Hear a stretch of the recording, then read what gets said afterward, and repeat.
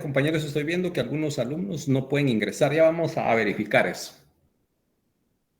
Estábamos viendo, compañeros, entonces que el capitalismo corresponde a la baja edad media, que es cuando empieza a dar sus primeros pasos, ¿ya?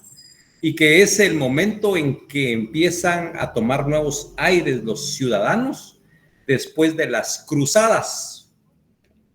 Y cuando empiezan a darse de nuevo estas relaciones entre los pueblos y con esa creciente actividad industrial, pero que al inicio empiezan esos desarrollos industriales a través de los talleres que mencioné de forma artesanal. Y poco a poco van evolucionando hasta ir creando esas grandes corporaciones. Y entonces el capitalismo, este capitalismo que empieza de manera artesanal, manifiestan los expertos y según Cabanelas que es aquí donde empieza a darse los inicios del mercantilismo. Entonces es cuando surge esa representación más original de los mercaderes que se beneficiaban, compañeros, con el tráfico de productos que transportaban, dice, desde lejanas tierras. Y así es como empieza a formarse el mercantilismo. Posterior a esto, pues hablamos del descubrimiento de América y que esto fue una empresa.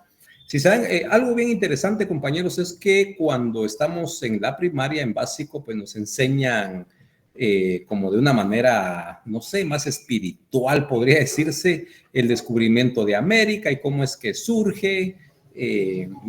Nos hablan de cómo es que se da el viaje de Colón, quién lo patrocina y todo, pero compañeros, en este momento ya pues nosotros lo tenemos que ver de otra forma, tenemos que ver, no de otra forma, sino ver la realidad, cuál era el interés y cuáles eran los fines.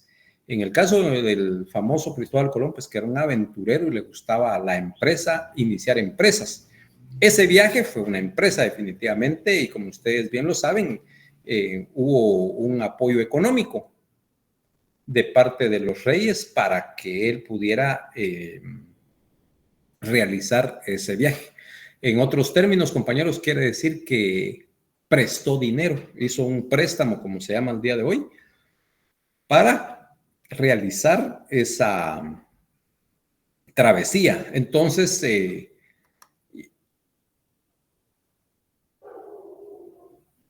llegan a descubren América y posterior a eso, pues entonces empieza la forma de explotación laboral, que es a donde vamos, ¿verdad? ¿Qué tiene que ver el descubrimiento de América con el mercantilismo? Entonces, como ustedes han leído, resulta que en esa época, después de que ya los españoles sujetaron a los nativos de todas estas tierras de América, pues empezaron a explotar las tierras, iniciaron a que los originarios de estas tierras trabajaran de forma forzada, de forma esclavizada, empezaron a explotar todas las riquezas de estas tierras y las empezaron a llevar para Europa. Entonces se dan dos cuestiones bien importantes, compañeros, en cuanto a los trabajadores. En Europa, por el desarrollo que ellos ya tenían con toda esta riqueza que consiguieron en América, pues seguían ellos creciendo de forma industrial allá en Europa, mientras que aquí se estaba esclavizando y exprimiendo las fuerzas de los trabajadores. Entonces, compañeros, también mencionamos de que de una manera que cuál era el colmo del colmo de que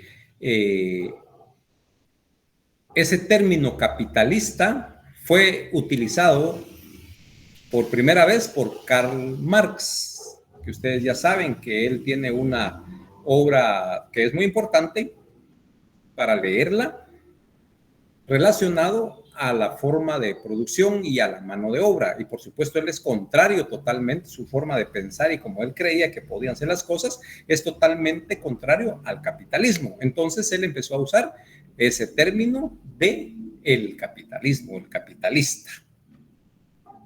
También, compañeros, mencionamos que el capital, una definición en forma general del capitalismo, que es la organización de los negocios en gran escala y por parte de un empresario o compañía, de los empresarios que cuentan con riquezas acumuladas y que permiten adquirir materia prima, herramientas y encontrar mano de obra. Aquí es donde tiene que ver el derecho laboral colectivo. ¿Y cuál es el fin de este capitalismo? Producir riqueza en mayor cantidad. En cantidades industriales, decimos de una forma común. Entonces, aquí es donde se necesita por el momento la mano de obra y entonces empieza a surgir la utilización de cantidades de personas dentro de las empresas y es aquí entonces en donde surge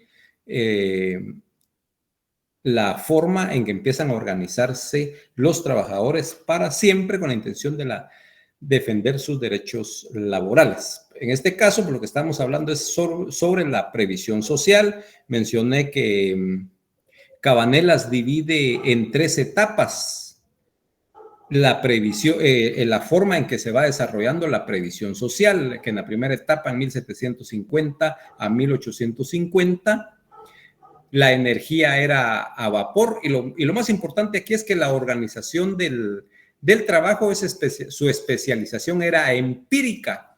Compañeros, ¿alguien me puede decir qué es empírica? Es algo que se funda en la práctica. Gracias, Juan Francisco. Fátima, ¿qué decía?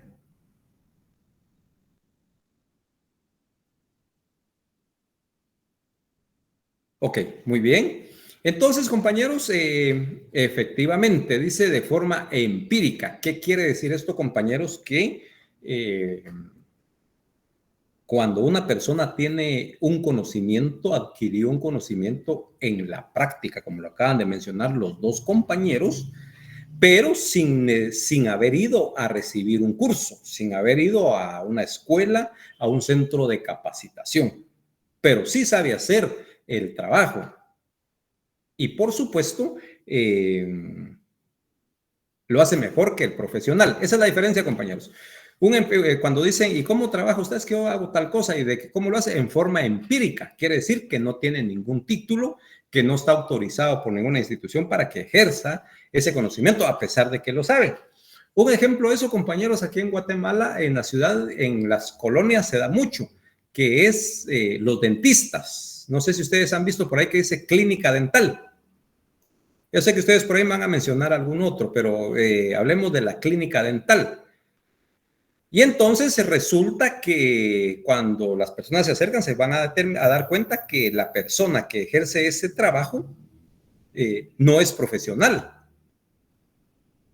No tiene un título que lo acredita como profesional en esa materia, pero al final saca, así como decimos vulgarmente, saca dientes, ¿verdad, compañeros? Ya ustedes van a decir, practica la extracción de nuestros molares o los caninos. Entonces, con eso también es de tener cuidado. He escuchado a muchas personas que van con dentistas que no son profesionalizados o registrados, que el trabajo no es muy bueno, ¿verdad? Que es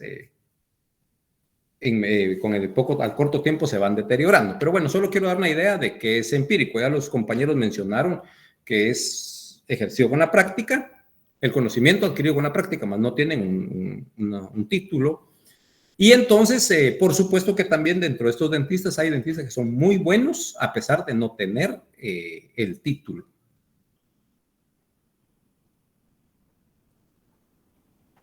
Aquí hay una cuestión bien interesante, compañeros, es que desde que empezamos con estas etapas se empieza a hablar acerca de la Iglesia Católica. ¿Por qué razón? Porque la Iglesia Católica ha estado relacionada a las cuestiones de política, a cómo es que debe funcionar un Estado hasta los trabajadores. En esta época, pues había una indiferencia total de la Iglesia Católica, no había una prevención sobre los peligros de la riqueza y recomendación de la caridad. Era una total indiferencia, no se había involucrado en ese momento. Y en En la segunda etapa también existen una serie que está entre 1850 a 1900 y 1917. También existe una serie de lineamientos que ya mencioné en la clase de ayer y que se los voy a trasladar a ustedes. Solo voy a hablar de algo importante relacionado al derecho laboral, que es que aquí la jornada de trabajo era de 10 a 12 horas. Aquí va mejorando. Empieza ya a existir por ahí información de organización del trabajo. La Iglesia Católica empieza a tener más presencia. Y lo interesante para el derecho colectivo, aquí en esta segunda etapa, compañeros, de 1950 a 1917, es que empieza a escucharse ese nombre, ese bendito nombre de la asociación profesional. Agrupación por iniciativa de dirigentes, dicen dirigentes natos, ¿ya? Entonces empieza también a existir una tolerancia hacia los sindicatos. Estamos hablando, por favor, pongan atención, de los años 1850 a 1917. ¿Ya? 1850 a 1917. Aquí hay más tolerancia sobre los sindicatos y, por supuesto, empieza a hablarse ya de asociación profesional. También, compañeros, empieza a tomar auge el término que ya vamos a entrar a ver, pero ya como lo establece nuestro Código de Trabajo, la huelga. En esta época que estoy hablando ya existe también la tolerancia hacia la práctica de la huelga por parte de los trabajadores.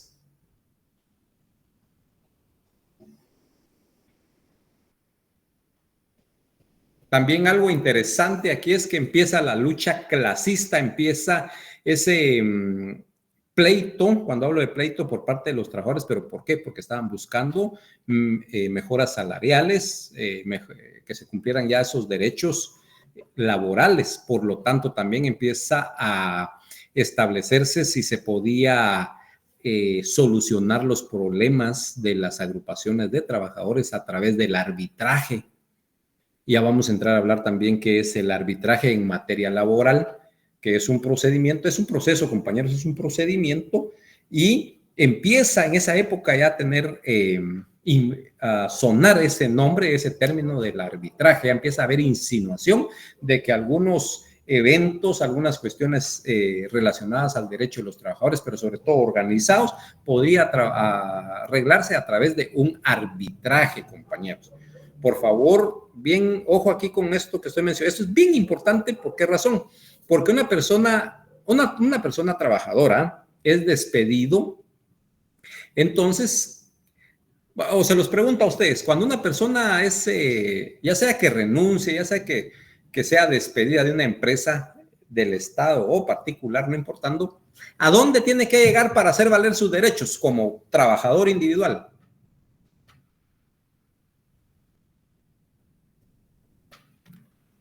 A la inspección de trabajo.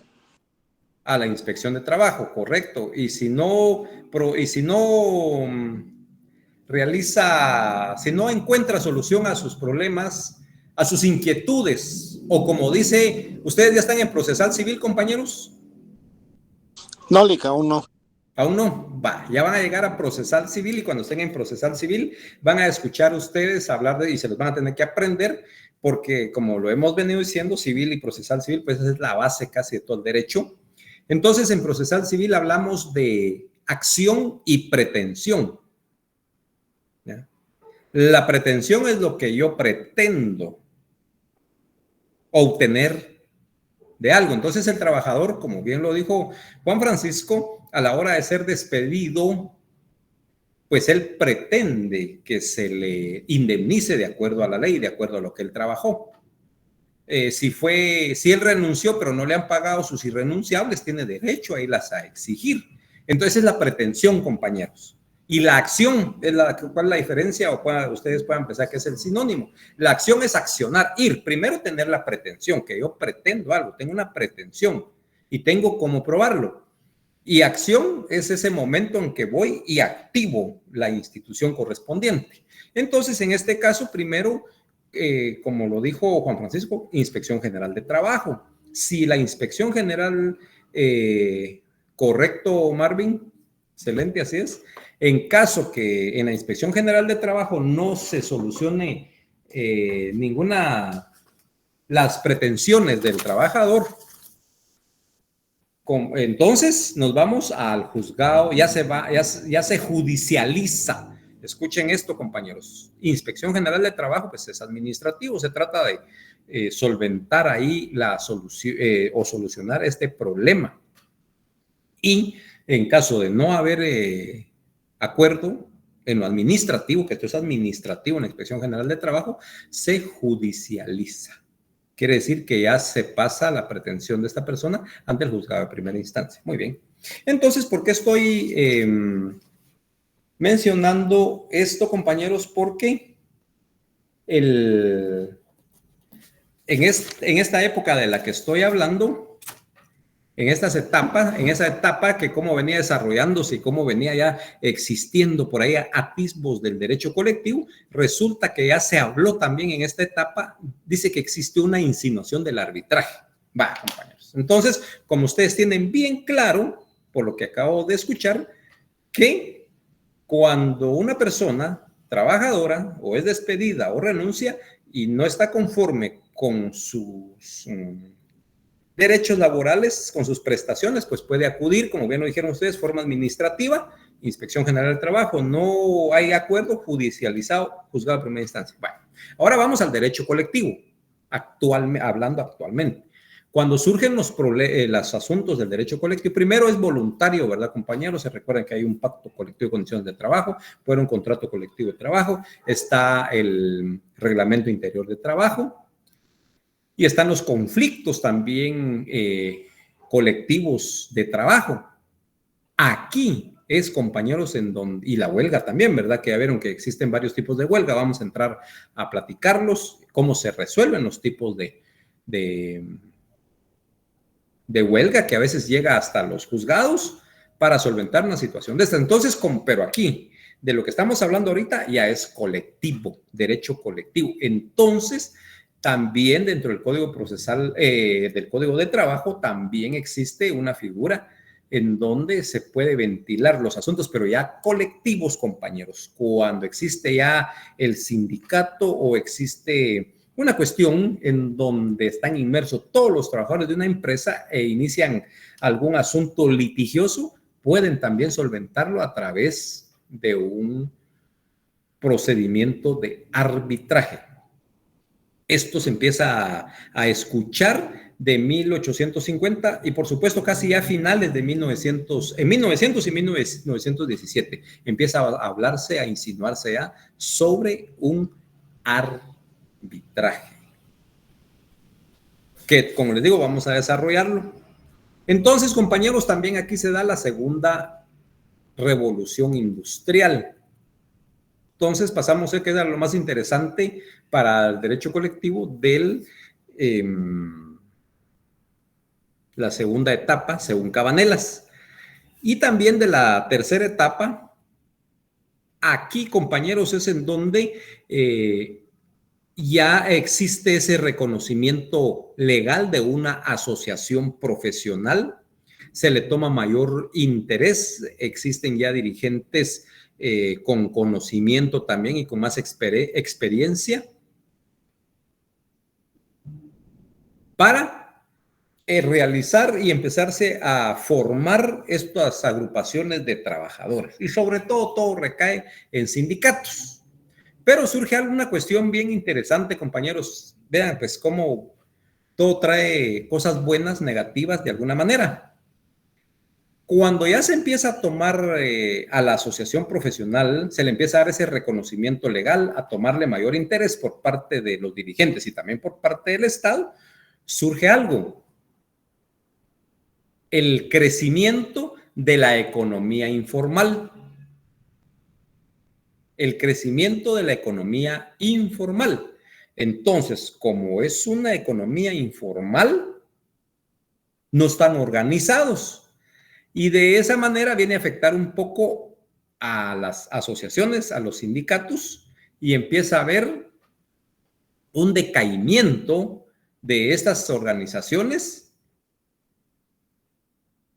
como resultado del crecimiento de la economía informal.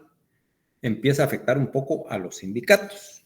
Les pregunto yo, compañeros, ¿es buena la economía informal o no? Sí saben, ¿verdad? No voy a decir que es la economía informal. Yo creo que aquí todos están informados de qué es la economía, o tienen una forma, en una idea general de qué es la economía informal. Entonces la pregunta es, ¿consideran ustedes que es bueno o no la economía informal en Guatemala? Todo depende desde el punto de vista desde el que se ve, Alic. Ajá. Sí, si lo vemos desde el punto de vista económico en relación al Producto Interno Bruto, yo considero que la economía informal tiene una gran incidencia en este.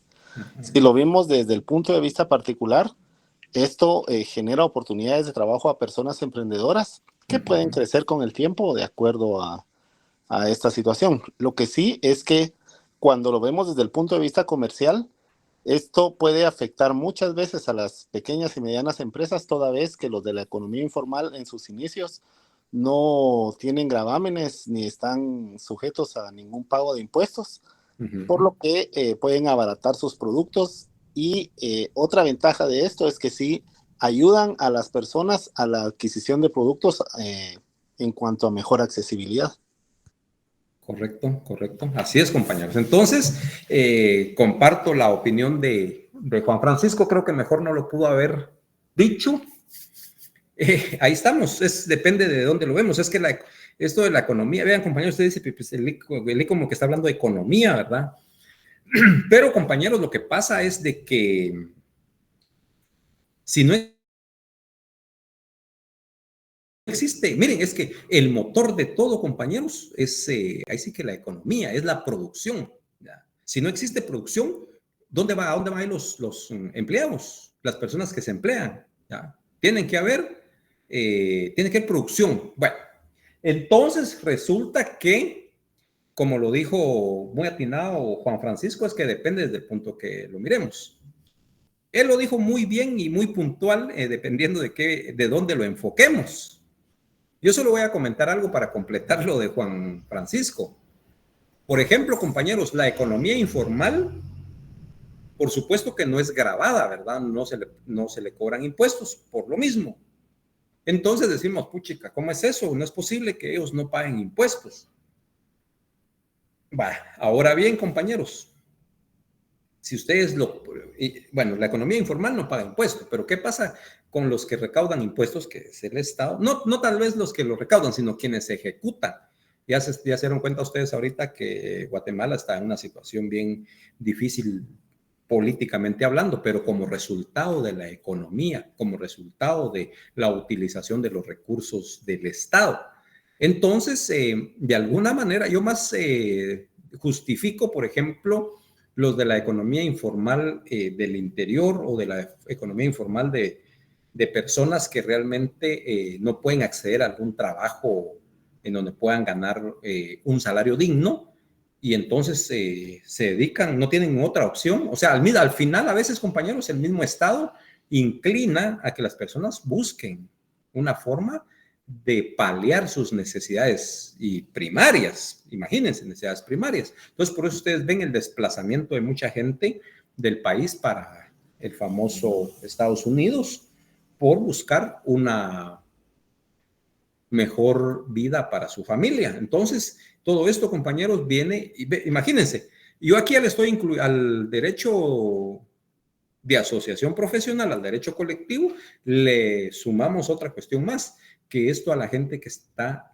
desplazándose de aquí, porque no quiere trabajar en Guatemala. ¿Por qué razón? Por los salarios, precisamente porque la canasta básica está muy alta. Entonces todos ellos se están yendo y que es algo que le interesa al Estado también miren ustedes, es que esto es tal vez Juan Francisco me apoya en lo que voy a comentar ahorita. Esto es una cuestión al Estado, considero yo, que le interesa que exista más gente en el exterior generando dinero, generando remesas. Tal vez no tanto al Estado, sino a la iniciativa privada y sobre todo al sistema bancario. ¿Por qué razón, compañeros? Porque Y al final en general, porque eso le da un movimiento económico al país impresionante. Está a nivel de las industrias aquí en Guatemala. Entonces esto genera movimiento, genera negocio, genera comercio, actividades. ¿Y qué pasa? Por ejemplo, hay un impuesto al sistema bancario, se beneficia en esas transacciones, en esos beneficios, y ellos también ganan con todo eso. Entonces, al final, el Estado pues se despreocupa un poco, a pesar de que manifiestan que sí, ¿verdad? O tal vez sí hay interés, pero de alguna manera solapada de que sí existan, porque estaba viendo que entran casi 20,000 millones de quetzales al año, si no estoy mal. Tal vez alguien tiene algún dato más exacto que el que yo estoy dando ahorita, de quetzales que vienen de Estados Unidos. Bueno, entonces, ¿qué pasa con el derecho colectivo? Mucha gente se está yendo, ya casi la fortaleza de los sindicatos y que pelean el derecho colectivo solo son los del Estado. De la iniciativa privada, hay sindicatos, no voy a decir que no, hay sindicatos, pero son pocos, ¿verdad? Son pocos, o los demás están de una manera pacífica, ya sea porque sí la empresa, el patrono está trabajando como debe ser en cuanto a cumplir con esos derechos laborales.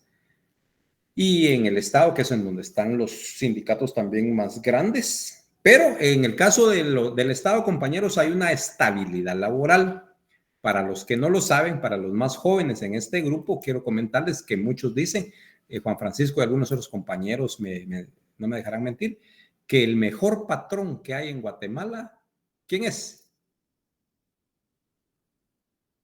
Juan Francisco. Sí, es el Estado, Lick. Ajá. Es el Estado, compañeros. El Estado, una estabilidad. Ahí sí que la estabilidad laboral que le da al empleado. Entonces, compañeros, por eso es que ahí efectivamente funciona el derecho colectivo en cuanto a los sindicatos.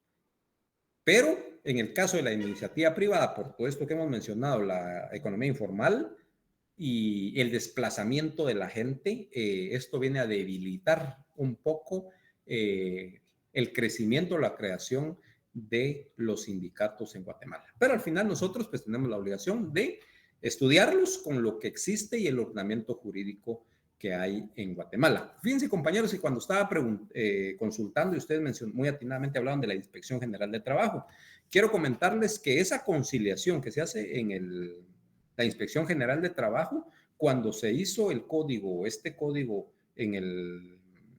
durante la revolución o como resultado de la revolución, no contemplaba la conciliación. No lo contemplaba. Fue hasta con la nueva constitución que se hizo después del 50 y tantos años, 1950 y algo para adelante, cuando se anula totalmente la constitución de la revolución y se hace una nueva, también se modifica el código de trabajo y ahí es en donde incluyen la conciliación. Entonces la conciliación ya fue incluido al código de trabajo, pero como un beneficio para el trabajador. No es para el trabajador, realmente es para el patrono. ¿Ya? Fíjense, ahorita lo miramos, ¿verdad? Normal todo, pero no existía la conciliación. Existía de una vez, no se le pagan sus prestaciones y a plantear el juicio laboral. No existía la conciliación. Ahora pues ya tenemos la conciliación, pero según la lectura y la información escrita es de una manera para beneficiar al patrono y no ser llevado ante los tribunales, sino que de alguna manera solventar o persuadir un poco al trabajador para, mire, son 200,000, pero la vamos a dejar dejémoslo en 100, hombre, en 100 se los pago ahorita, ¿verdad? Un poquito de negociación, persuadir al trabajador para que ahí quede de una vez y no se le pague todo lo que realmente se le tiene que pagar. Vean, compañeros, surgen un montón de cuestiones. En algún momento, pues, fui a una conciliación, yo iba de parte del patrono y resulta que a la hora de estar ahí, el pobre el trabajador no llevaba apoyo. A mí me pregunta, yo tenía un mandato, por eso no había necesidad que fuera el patrono, el representante de la empresa, sino que yo podía estar ahí presente por ellos. Resulta de que el ex trabajador me pregunta que qué hacía, si recibía lo que se le estaba ofreciendo, lo que yo llevaba como ofrecimiento de parte de la empresa, o qué hacía. Entonces, imagínense en qué situación me pone el trabajador, porque yo no podía, ¿cómo poderlo apoyar, verdad? Porque él estaba indeciso.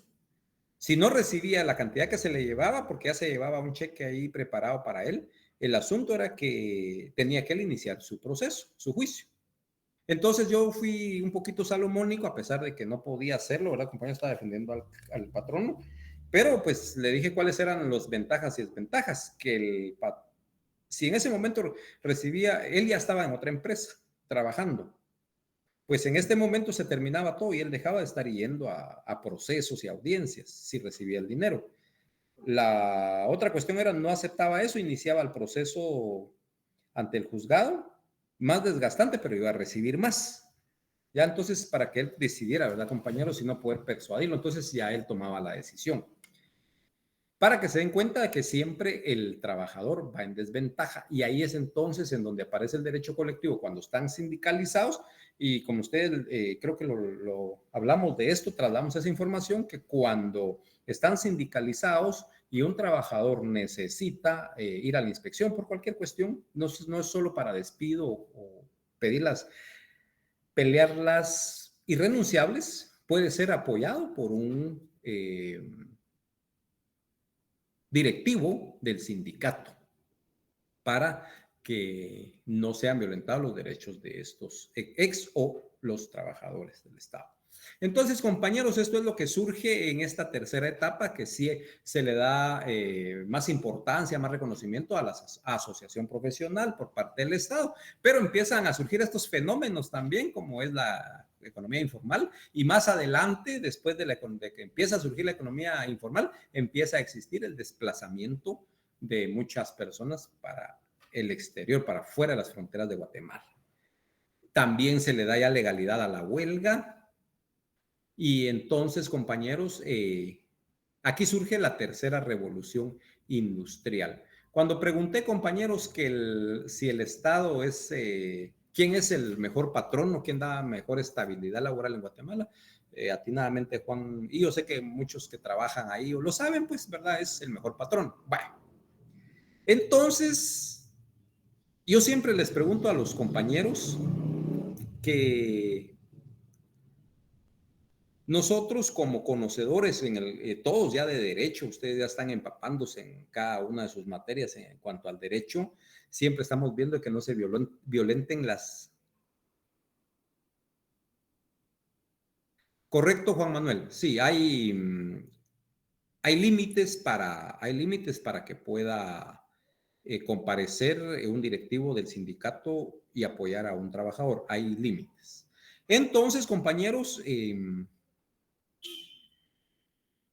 todo es necesario. Imagínense ustedes que siempre uno está diciendo, mencionando o dándose cuenta a través de las noticias, de los noticieros. Yo no miro noticias, les comento.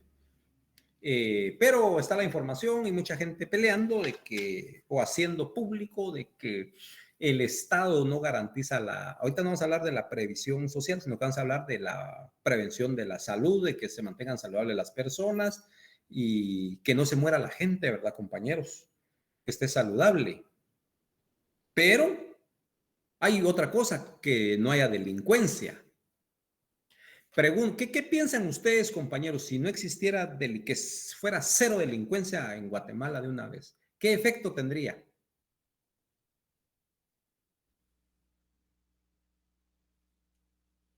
Por favor, José Luis.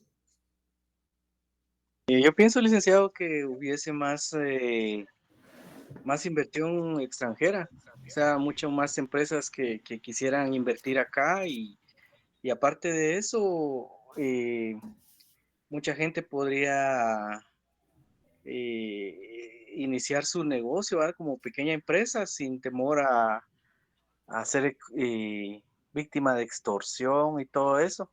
Entonces siento que fuéramos más prósperos. Correcto. Muy bien, gracias, José Luis. ¿Qué dicen los demás compañeros? ¿Qué efecto tendría? Solo tal vez aquí voy a ampliar un poquito la pregunta. ¿Qué efecto tendría para la población en general y para cierto sector de trabajadores del Estado?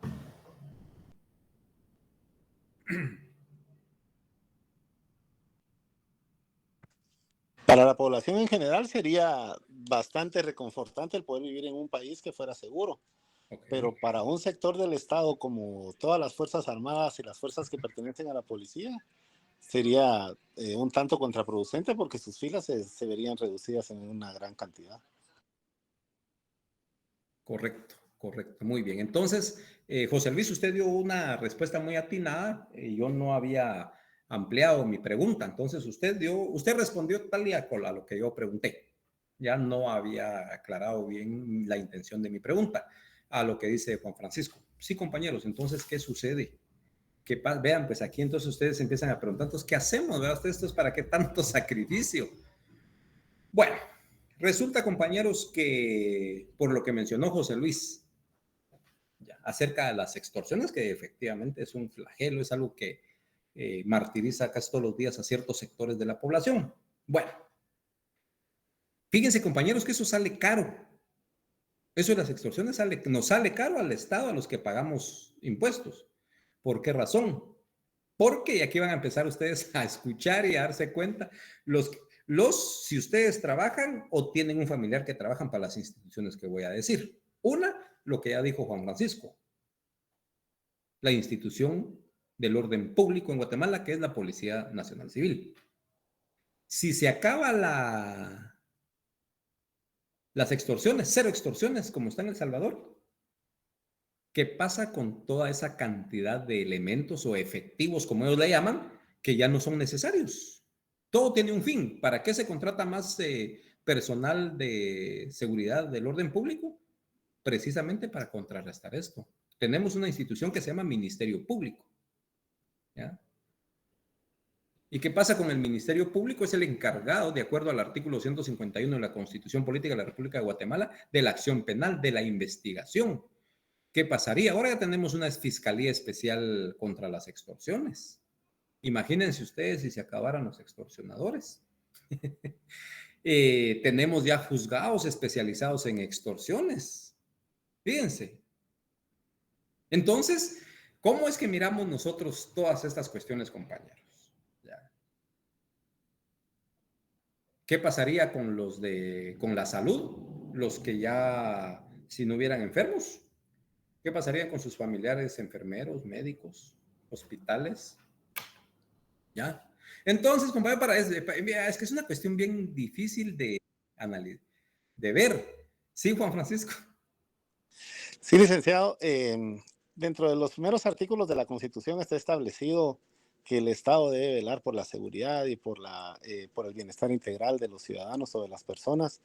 Y el 257 establece que los órganos del Estado deben preocuparse por mejorar la calidad de vida de los vecinos.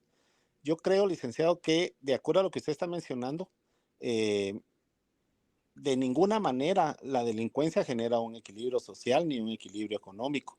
Al contrario, la calidad de vida de los vecinos o de los habitantes de una nación que está siendo eh, absorbida por la delincuencia, por las extorsiones y por lo que usted estaba mencionando, puede vivir una vida equilibrada toda vez que se veda en cuanto a sus acciones de salir de noche, de tener una fiesta, de poder caminar por la calle, de conducirse al trabajo, de abrir un negocio. Todo eso está siendo plagiado por la delincuencia. Lo que el compañero José Luis mencionaba para mí es parte de las políticas económicas que un país seguro puede implementar para que todas las personas tengan trabajo. Por ejemplo, la economía de España, no estoy diciendo que sea un país exactamente seguro, pero la economía de España provee mucho el incremento en la fluctuación económica.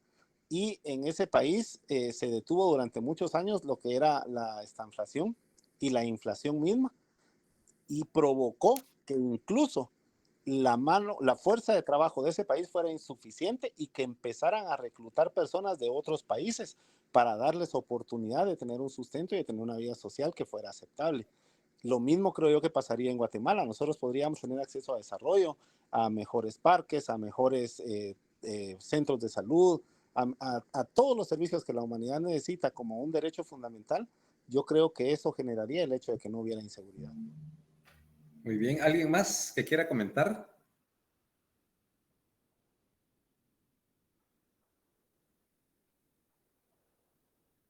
¿Alguien más, compañeros?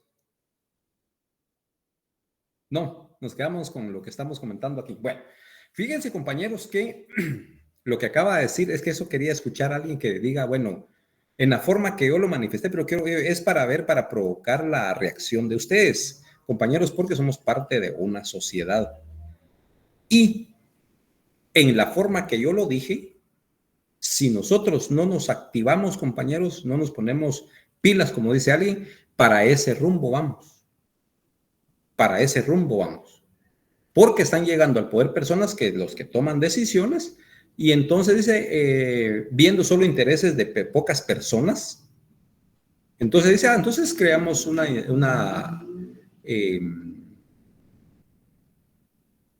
fiscalía especial contra las extorsiones, fiscalía especial, un juzgado especial, hablando ahorita solo de las extorsiones, un juzgado específico en extorsiones.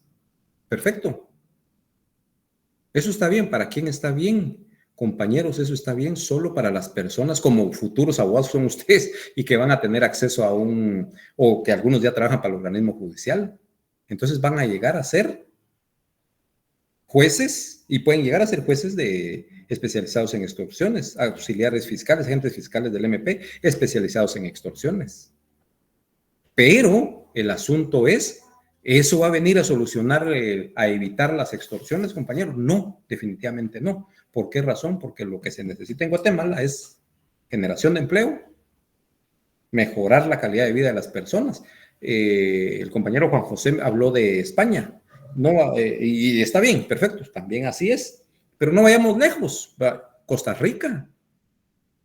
Ustedes han escuchado que cada semana los de Costa Rica se van para Estados Unidos. No, porque su sistema es distinto. ¿Ya? La cultura y todo es distinto, compañeros. Por ejemplo, a veces nosotros peleamos de que, miren, solo el ejemplo que voy a poner ahorita, y con esto se puede identificar todo cómo somos nosotros los chapines. Entonces, un ejemplo, con los buses, pues ahora ya se está tratando de ordenar, que ya se ponen paradas específicas de los buses, pero hablemos de los buses que van de parrilla, que van para San Juan Zacatepeques, que van precisamente para Antigua, para Chimaltenango. ¿Qué pasa, compañeros? A veces nosotros peleamos que esos buses se paran en cualquier lado, se nos atraviesan y todo, pero nosotros también colaboramos, porque a veces salgo yo hablemos de la Roosevelt, que estamos hablando de Antigua, de Chimaltenango, pero es para todos lados. Vengo yo, se me antoja y me paro ahí, empiezo a hacerle señas, como lo decimos nosotros, al piloto del bus porque me quiero subir. Y entonces porque él también quiere ganar, por supuesto, y se para en donde yo le hice la seña, que no era en el lugar indicado que tenía que pararse para recoger al pasaje. ¿Ya? Entonces nosotros ya a veces le echamos la culpa, pero no nos damos cuenta de cómo es que actuamos. Paramos al bus, por ejemplo, cuando hay bastante tráfico, no sé si ustedes lo han visto. En el carril de en medio, la Roosevelt tiene 4 carriles, si no estoy mal, para cada lado. El bus va en el carril de en medio y nosotros le hacemos parada, pero como no se puede meter, él se para ahí, se baja el ayudante y el ayudante detiene a todos los demás carros para que pase para que yo pase, ¿verdad? Porque yo fui el que pedí que parara, que me llevara, pero el del bus no se viene hasta aquí, porque es un lugar donde no podía y no es el lugar autorizado para levantar pasaje, pero él paró allá porque ya no se podía meter, el ayudante para a todos los demás y lo pasa ahora. Entonces, compa, eso es una pequeña muestra de todo de lo que sucede en Guatemala. Y precisamente, como bien lo dijo Juan Francisco, resulta, compañeros, que sí se puede hacer el cambio. No es que, pero sí lo que yo estoy mencionando, ojo con lo que yo mencioné, que podría decirse la justificación o la tolerancia, pero para ciertos grupos que pueden tener acceso a lo que ya mencioné, a estos trabajos que pueden trabajar en estas instituciones que mencioné, por supuesto que sí interesa, porque si no, no va a haber trabajo, si lo piensan de esa manera, pero sería como una manera, y no es que sería, pero así lo piensan, hagamos tal cosa, generemos aquí y generamos más espacios de trabajo, ¿verdad, compañeros? Así es como lo ven algunos sectores, pero definitivamente no debe ser así. ¿Por qué razón? Porque como lo dijo José Luis, debe haber tranquilidad, debe haber seguridad para nosotros, que para eso está el Estado, para eso ponemos a las personas que están. Entonces, resulta, compañeros, que debe existir esa protección que mencionó Juan José, que está en los primeros artículos de la Constitución. Y un ejemplo de esto, compañeros, es, por ejemplo, el enfrentamiento armado. Sí, una muestra es el enfrentamiento armado, que el enfrentamiento armado generó ganancias para mucha gente. Ustedes no crean que fue por gusto el enfrentamiento armado, que era solo porque nos iban a invadir los comunistas y todo eso. Si ustedes leen y profundizan bien, eso es una total mentira, ¿ya? No iba a haber nada de eso, no había nada de eso, entonces, pero a pesar de mucha gente se benefició económicamente, ¿ya? ¿Y qué pasó? Al terminarse el enfrentamiento armado interno en Guatemala, se redujo la institución militar en cuanto a personas. ¿Y qué pasó? No pasó nada, ahí están, todo normal, pero estaba la pena. ¿Qué hacemos con los que se iban a retirar, con los que se iban a jubilar de una manera, podría decirse, obligada? Sí se puede, compañeros, sí se puede, sí hay políticas para tener una mejor vida para todos los guatemaltecos, pero se necesita voluntad política. Lamentablemente a veces la política o las personas que están ahí o están en la política toman rumbos distintos en donde ya solo se pueden beneficiar a personas, solo a un pequeño grupo. Entonces, vuelvo a mencionarte, por ejemplo, tenemos una fiscalía especial contra las extorsiones. Compañeros, eso no va a disminuir las extorsiones. ¿Por qué razón? Porque no hay políticas, o si hay, no las aplican para que allá afuera las personas tengan esperanza, una mejor calidad de vida y evitarse irse para estos lugares, como lo mencionó Juan Francisco. Compañeros, es un tema que está amarrado totalmente. Derecho colectivo de trabajo. No puede haber derecho colectivo de trabajo si tampoco hay empresa de trabajo.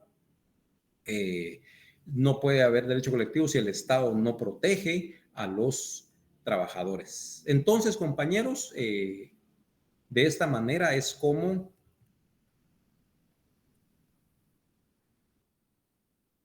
funciona todo. Todo está entrelazado. Todo. No hay nada que no tenga que ver el Estado, no hay nada que tenga que ver el trabajo, la empresa. Ya vieron que en estos días pues habían anuncios que iban a haber, no sé, ustedes me confirmarán que van a haber manifestaciones el día lunes, si no estoy mal. ¿Ya? Entonces podemos ver, compañeros, que hay necesidades de manifestar. Y también esas manifestaciones afectan la economía nacional. Entonces se dan cuenta, todo está relacionado, compañeros, todo está relacionado. Y podemos decir, aunque si están justificadas las manifestaciones, pero afecta la economía y esto pone más cara la canasta básica.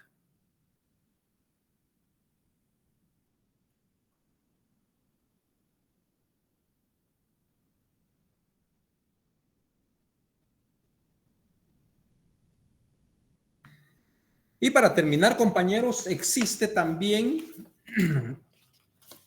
hay un tema que no sé a qué grupo le va a tocar, que vamos a hablar de las organizaciones internacionales relacionadas al derecho de trabajo, la Organización del Trabajo y su aporte a la previsión social.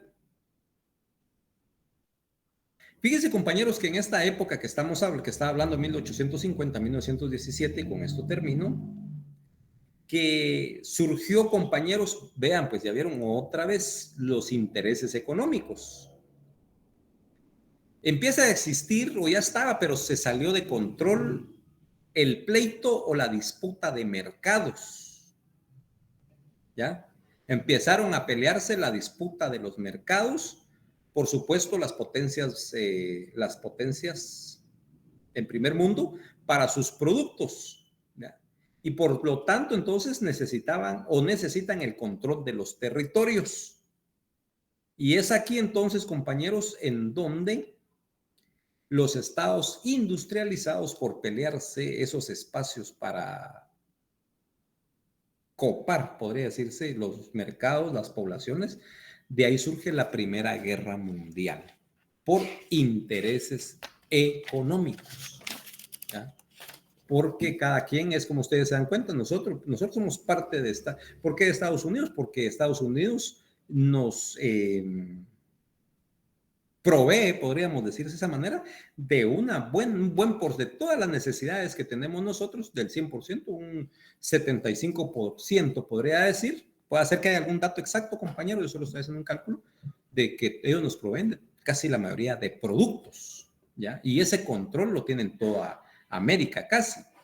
Y es aquí, compañeros, en donde surge la Primera Guerra Mundial, porque así como Estados Unidos, habían otros, más que todo en Europa, que se estaban peleando los mercados para colocar sus productos. Y entonces, compañeros, surge la Primera Guerra Mundial, termina, y los expertos mencionan que estos países, al final, lo poquito rescatable de la guerra fue que los países ganadores tuvieron la sensatez de reconocer las necesidades de sus sociedades. Entonces, dando lugar aquí al Tratado de Paz de Versalles.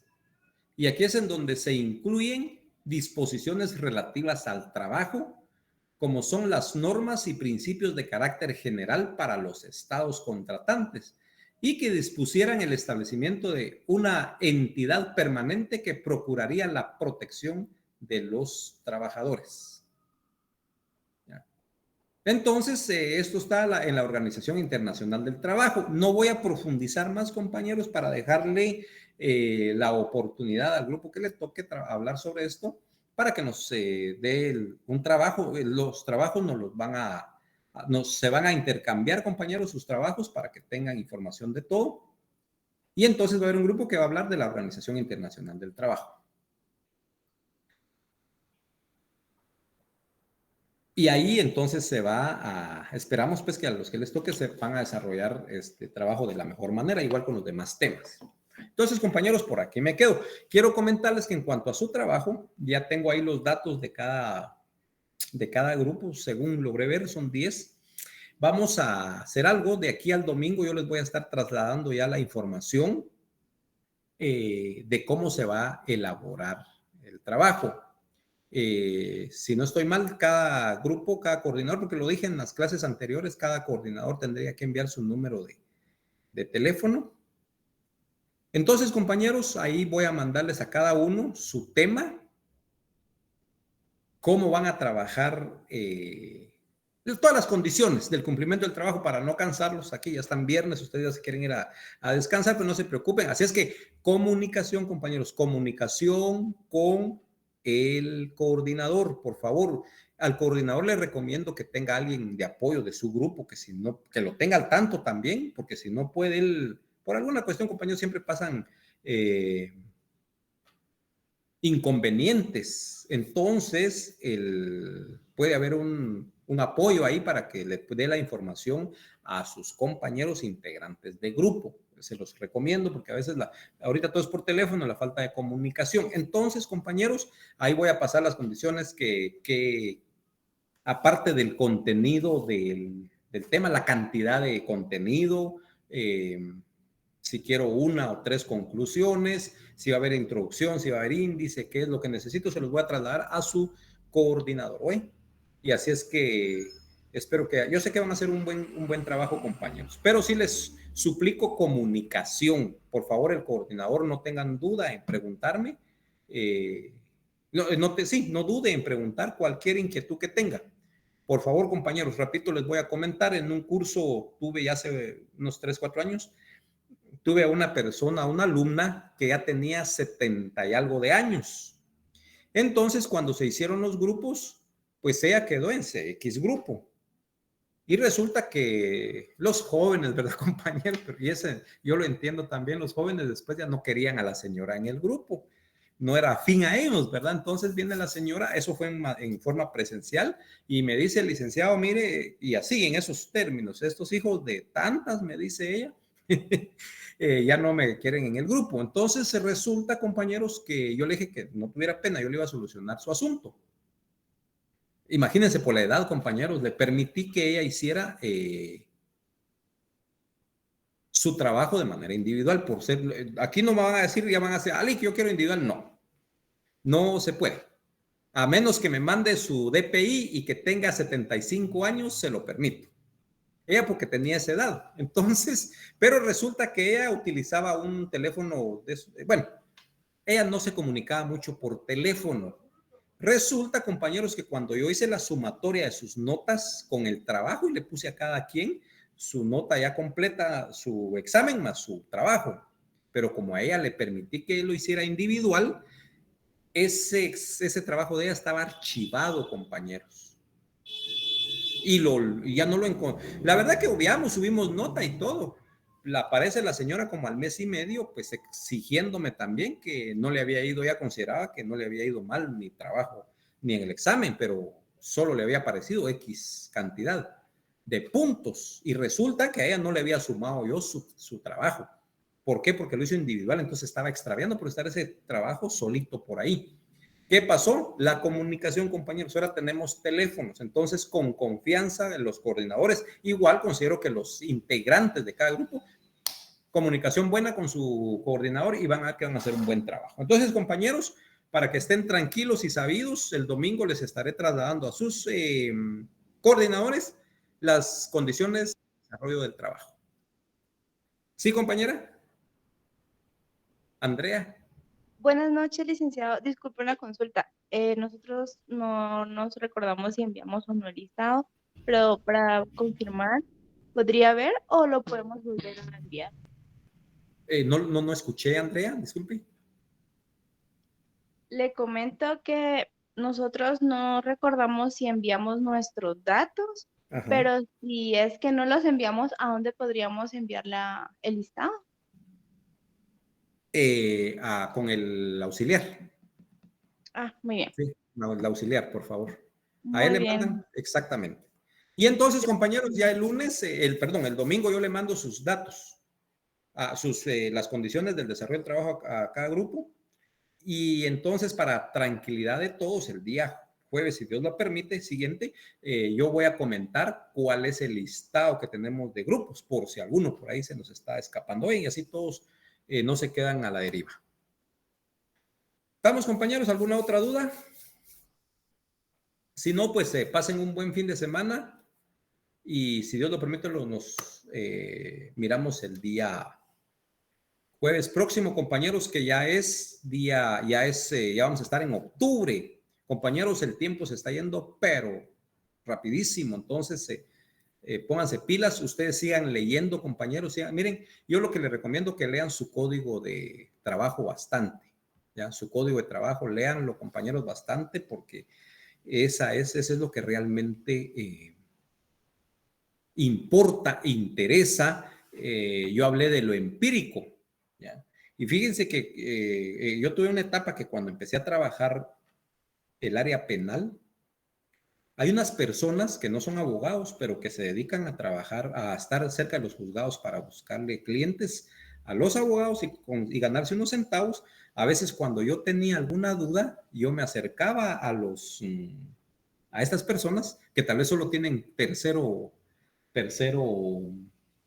básico, sexto tal vez, y yo les pregunto, miren, yo tengo una duda, fíjense que ahorita voy a entrar a una audiencia de una falta, por ejemplo, una riña, ¿cómo se hace, verdad, compañero? Miren, ellos tenían en la punta de la lengua todo, con fundamento, ¿ya? Entonces, compañeros, les recomiendo, los que ya lo hacen, felicitaciones, síganlo haciendo. Los que no, lean. Y fíjense ustedes que algunos la primera lectura, chica, esto qué aburrido, tedioso, no lo entiendo, pero cuando ya le dan la segunda leída, van a empezar a encontrar el sabor. Entonces, independientemente de lo que suceda, compañeros, que a veces no hay clases, que hay feriado, que pasa esto, pero ustedes sigan leyendo. Entonces, cuando aparece el catedrático, empieza a desarrollar los temas, ustedes tienen esa idea y rápido captan. Y para su vida, sigan leyendo, compañeros, todo. No solo esta materia, sigan leyendo de todo. Así es que pasen buena noche, compañeros. Si Dios permite, pues ya el jueves nos vemos otra vez y el domingo ya les estoy mandando sus temas. Las condiciones y el tema a cada grupo para que desarrolle su trabajo. Así Gracias, es que feliz noche. Muy bien. Gracias, Lick. Feliz noche, feliz fin de semana a todos.